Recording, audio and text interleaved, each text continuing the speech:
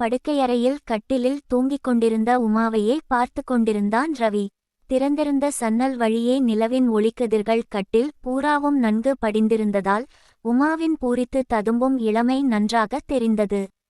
ரவி படுத்திருந்த வராந்தாவில் அழுது வடிந்து கொண்டிருந்த 15 வாட் மின்விளக்கும் அவனைப் போல கள்ளத்தனமாக அறையினுள்ளே நுழைந்து அவளுடைய அழகை ரசித்துக் கொண்டிருந்தது.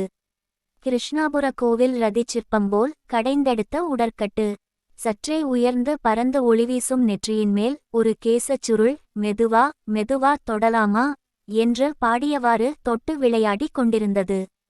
வளைந்த புருவத்தின் கீழ் விழியை மூடிக்கொண்டிருந்த நீண்ட கண்ணிமைகள் மல்கோவா போல் பூரித்திருந்த செழுமையான கன்னங்களின் எல்லையிலே காவலிருப்பது போல் அமைதியாக படிந்திருந்தன. சன்னல் வழியாக வீசிய பூங்காற்று அவளுடைய புடவையை உடலோடு ஒட்ட வைக்க, அதனால் அவளுடைய உடல் உறுப்புகளின் அழகு அதிகமாவதைக் கண்டு அந்த ஸ்லீப்பிங் பியூட்டி யை பார்த்து பார்த்து பெருமூச்சு விட்டு கொண்டிருந்தான் ரவி. உமாவின் ஜாதகம் மட்டும் சிறிது இடம் கொடுத்திருந்தால் இப்பொழுது அவள் தூங்கும் கட்டில் அவனுக்கு இடம் கொடுத்திருக்குமே. இப்படி வெளி வராந்தாவில் படுத்தபடி உமாவை சன்னல் வழியாக பார்த்து ஏங்கிக் கொண்டிருக்க வேண்டியதில்லையே. பக்கத்து வீட்டிலே கடிகாரம் 12 முறை அடித்து ஓய்ந்தது. உமா இந்த வீட்டுக்கு வந்து 2 மணி நேரம்தான் ஆகிறது. 10 மணி இருக்கும். முதற்காட்சி ஓர் ஆங்கில படம் பார்த்துவிட்டு வீட்டுக்கு திரும்பிய ரவி வீட்டு வாயிலில் நின்று கொண்டு யாரோ கதவை தட்டி கொண்டிருப்பதை பார்த்தான். அவனை பார்த்ததும் திரும்பி பார்த்த அவள், யார், உமாவா என்று திடுக்கிட்டான் அவன். நீ வெளியே போயிட்டு வர்றியா? கதவை தட்டிக்கிட்டே இருக்கேன், உன் வாய்ஃப் இல்லையா என்று கேட்டாள் உமா. நீ எங்கே இந்த ராத்திரியிலே வந்து நிற்கிறே? சென்னையிலே ஒரு கம்பெனியில் வேலை சம்பந்தமாய் இன்டர்வியூவுக்கு போகணும். பஸ்ஸிலே திருச்சிக்கு வந்தேன். பஸ் ரிப்பேராகி ரொம்ப லேட்டாயிடுச்சு. கடைசி ரயிலும் புறப்பட்டு போயிடுச்சு. சென்னைக்கு இனி நாளைதான் ரயில். அதனாலே இன்னிக்கு ராத்திரி உன் வீட்டில் தங்கிட்டு போகலாம்னு வந்தேன். சரி ரவி, உமா எங்கே என்று விசாரித்தாள் அவள். உமா பிறந்த வீட்டிற்கு போயிருக்கிறா. வர ஒரு வாரமாகும் என்று தயங்கிக் கொண்டே கதவை திறந்தான் ரவி. அப்படியா? இப்போ நீ மட்டும்தான் இங்கே தனியாயிருக்கியா என்று பேச்சை இழுத்தவாறு ஏதோ யோசனை செய்தாள் அவள். 3 வினாடி நேரம் கழிந்தது. ஒரு வினாடி அவன் முகத்தை ஊடுருவி பார்த்தாள். அடுத்த வினாடி தன்னையே பார்த்து கொண்டாள். 3வது வினாடி வீட்டுக்குள் நுழைந்துவிட்டாள். உமா எப்பொழுதும் துணிச்சல்காரிதான். கல்லூரி NCCயிலும் மற்ற ஸ்போர்ட்ஸ் களிலும் எல்லாவற்றிலும் முன்னின்று ஆண்களுக்கே சவால் விடுபவளாயிற்றே. ரவிக்கு என்ன சொல்வதென்றே புரியவில்லை. உமாவுக்கு திருச்சியிலே வேறு தெரிந்த வீடு இல்லை என்பது அவனுக்கும் தெரியும். உமா, ஒன்னும் சாப்பிட்டிருக்க மாட்டியே? ஆமா. நீ ஏதாவது சமைச்சு வச்சிருக்கியா என்று அவனையே திருப்பி கேட்டாள் அந்த குறும்புக்காரி. நான் ஓட்டலிலே லைட்டாய் சாப்பிட்டுட்டேன். இனிமே உனக்கு ஓட்டலிலே ஒன்னும் கிடைக்காது. அதோ பார், அந்த கருப்பு வண்ண அறைதான் நமது சமையல் மாளிகை. அங்கே எல்லா சாமான்களும் இருக்கும். ஏதாவது சமைத்து சாப்பிடு. சிரித்தபடி அவளை அடுக்களைக்கு அனுப்பி வைத்தான் ரவி. சோபாவில் உட்கார்ந்த சிந்தனையில் ஆழ்ந்தபடி இருந்த அவன் கண்களில் எதிரே அவனுடைய திருமண புகைப்படம். ரவியின் பக்கத்தில் அவன் தோளில் சாய்ந்தும் சாயாமலும் புன்முறுவல் பொங்க நின்று கொண்டிருந்தாள் மனைவி உமா. அந்த இடத்தில் இந்த உமா நின்றிருக்க வேண்டும். ஆனால் சிறுவயதிலேயே தந்தையை இழந்துவிட்ட உமா சந்திரசேகரின் வீட்டிலே தன் தாயுடன் வளர்ந்து வந்தாள். சந்திரசேகரின் மகன் ரவிக்கும் உமாவுக்கும் இடையே சிறுவயதிலேயிருந்து வளர்ந்து வந்த அன்பையும் நட்பையும் கண்ட பெற்றோர்கள் இருவரையும் கணவன் மனைவியாகவே கருதி பேசி கேலி செய்து கொண்டிருந்தார்கள். BSc தேறிய உமாவுக்கும் பட்டதாரி ரவிக்கும் திருமண பொருத்தம் பார்க்க ஜாதகங்களை பரிசீலித்தபோது உமாவின் ஜாதகத்தில் ஏதோ ரவிக்கு பொருந்தாத தோஷம் என்று ஜோசியர் திருமணத்திற்கு சிவப்பு விளக்கு காட்டிவிட்டார். ஜாதகத்தை மீறி எதிர்த்துச் செய்ய பெரியவர்களுக்கு துணிச்சல் வரவில்லை. ரவி ஜாதகத்தை எதிர்த்தான். ஆனால் பெற்றோரை எதிர்க்க துணிவு இல்லை. தாங்க முடியாத சோகத்தை கண்ணீராய் உருக்கிக் கொண்டிருந்த உமாவை அவனால் மறக்க முடியவில்லை. அதனால்தான் அதே பெயருடைய இன்னொருத்தியை மனைவியாக தேர்ந்தெடுத்து கொண்டான்.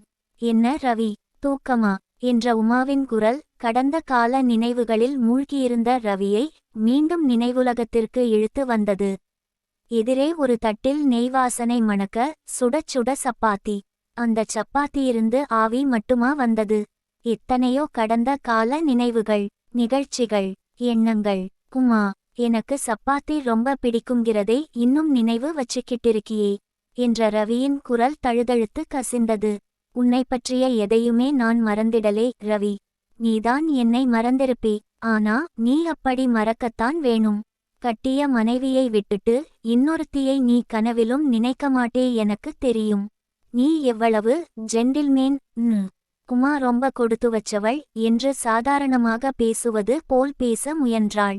ஆனால் அவளுடைய ஒவ்வொரு சொல்லும் ஆயிரமாயிரம் உணர்ச்சி குமுறல்களை பீரிட்டவாறு வெளிவந்தன. அவளுடைய முகத்தை நிமிர்ந்து பார்க்க முடியவில்லை ரவிக்கு. சப்பாத்தியைச் சுவைத்து சாப்பிடுவது போல் குனிந்து கொண்டிருந்தான்.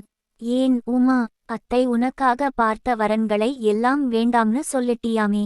உணர்ச்சி விஷயங்களில் நான் ரொம்ப வீக் ரவி. உன்னை மாதிரி இல்லே. பழசை மறக்க இன்னும் முடியலே. ஆனா கூடிய சீக்கிரம் மறந்திடுவேன் என்று சொல்லிச் சிரிக்க முயற்சி செய்தாள் அவள். ரவி, இதோ இப்போ ஒரு சமையற்காரி மாதிரி உன்னிடம் இந்த சப்பாத்தியை கொடுக்காம, மனைவி என்கிற உரிமையோடே இதை உன் முன்னால் வைத்து, இப்போ நீ கீழே பார்த்தபடி விழுங்கிக்கிட்டிருக்கியே, அப்படியில்லாம என் முகத்தை பார்த்து பிரமாதம் உமா. பிரமாதம். சப்பாத்தி ருசி பாராட்டிக்கிட்டே நீ சாப்பிட, அதை பார்த்து பார்த்து சந்தோஷப்படும் வாழ்க்கை எனக்கு கொடுத்து வைக்கலே. அந்த உமாவுக்கு கொடுத்து வச்சிருக்கு. அவ்வளவுதான். இதை பற்றி பேசி பேசி வருத்தப்படறது முட்டாள்தனம். ரவிக்கு இன்னொரு உமா கிடைச்சது போல இந்த உமாவுக்கும் இன்னொரு ரவி எப்போதாவது வரத்தானே போறார் என்று அழுத்தமான குரலில் சொல்லிவிட்டு சமையல் அறைக்குள் சென்றாள் உமா. மணி 11 அந்தச் சிறிய வீட்டில் எங்கே யார் படுத்துக்கொள்வது என்ற பிரச்சினை. அவனுடைய படுக்கையறையில் உமா படுத்துக்கொள்ள வேண்டியது வேறு அறையில்லாததால் வெளி வராந்தாவிலே அவன் படுத்துக்கொள்வது என்று முடிவு செய்தான். உமா, நீ உள்ளே எங்க கட்டிலில் படுத்துக்கொள். உட்புறம் தாழ்பால் போட்டுக்கோ. பாவம், உனக்குத்தான் என்னால் கஷ்டம் ரவி. ஹோ ஹோ, ஒரு நாள் தானே என்று சிரித்தான் அவன். படுக்கையை விரித்து வராந்தாவில் படுத்தான். பக்கத்து வீட்டிலே கடிகாரம் 12 முறை அடித்து ஓய்ந்த ஒலி அவனது காதுகளில் தெளிவாக விழுந்தது. அவன்தான் தூங்கவேயில்லையே. ஒரு நாள், ஒரே ஒரு நாள். இந்த நாள் இனிமே வருமா? நடு இரவில் பிசாசுகள் வெளிக்கிளம்பும் என்பார்கள். அதுபோல ரவியின் மனப்பிசாசும் மெல்ல கிளம்பிவிட்டது. அழகே உருவாய் உமா. அவனுக்கு திருமணமாகியும் அவனையே எண்ணி ஏங்கிக் கொண்டிருக்கும் காதலி உமா. இதோ அவன் வீட்டில், அவன் படுக்கையில், அவன் மனைவி படுக்கும் இடத்தில் அவள். முதற்காட்சியில் அவன் பார்த்த ஆங்கில படத்தின் கவர்ச்சி காட்சிகள் மீள் நினைவாய் மனத்திரையில் நகர்ந்து கொண்டிருந்தன. அவனை அறியாமலேயே எழுந்து நின்றான். படுக்கையறை கதவின் எதிரே போய் நின்றான். கதவை தட்டலாமா? தட்டலாமா? அவள் விழித்தெழுந்து, என்ன ரவி என்று கேட்டாள். இல்லை, அவளே புரிந்து கொள்வாள். அவனே கேள்வி கொண்டிருந்தான். பதில்களை மனதிற்குள்ளாகச் சொல்லி கடைசியில் கதவை தட்டுவது என்று தீர்மானித்துவிட்டான். கதவை மெல்ல தட்ட கையை மெல்ல வைத்தான் ரவி. கதவு திறந்து கொண்டு விட்டது. திடுக்கிட்டு போனான் அவன். கதவுக்கு அவள் தாழ்பால் போடவேயில்லை. மறந்துவிட்டாளா? அவள் உள்ளே நுழையும்போது தாழ்பால் போட்டுக்கொள்ளும்படி அழுத்தமாகச் சொன்னானே. படுக்கையில் அவளை பார்த்தான். ஆழ்ந்த தூக்கம், நிச்சலனமான தூக்கம். திறந்த கதவை பார்த்தான். போடாத தாழ்பாலை பார்த்தான். கதவை, தாழ்பாலை, அவளை மீண்டும் பார்த்தான். சற்று நேரத்திற்கு முன்பு தலைகுப்புற தாழ்ந்த அவனுடைய கண்ணியம் மெல்ல நிமிர்ந்து உயர எழுந்து கொண்டிருந்தது. கள்ளங்கபடமில்லாத அவனுடைய தோழி ஓர் உத்தமனின் வீட்டில் படுத்திருக்கிறோம் என்ற நம்பிக்கையில் தற்காப்பு செய்து கொள்ளாமல் தூங்கிக் கொண்டிருக்கிறாள். உமாவின் உயர்ந்த உள்ளத்தில் அவன் பெற்றிருக்கும் உயர்ந்த ஸ்தானத்தை இழக்கலாமா? திறந்த கதவை சாத்திவிட்டு ரவி திரும்பி வந்து வராந்தாவில் படுத்துக்கொண்டான். மீண்டும் ஒரு நல்ல கதையில் சந்திப்போம். நன்றி, வணக்கம்.